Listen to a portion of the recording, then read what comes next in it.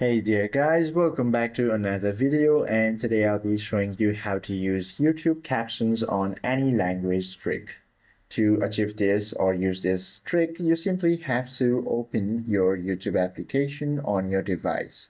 Now, once you do so, go ahead and select any of the video that you want to play. And as you can see, once the video starts playing, I'll be crossing some of the ads over here.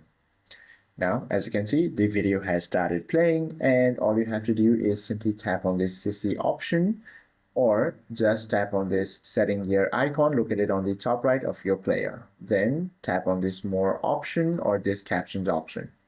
From here, captions options, you should be able to find auto translate. Once you click on it, you'll find various options over here. You simply have to choose your desired one.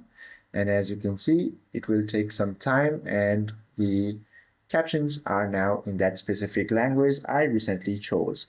I hope this video helps you out a lot. If you have any questions or queries, please do comment down below.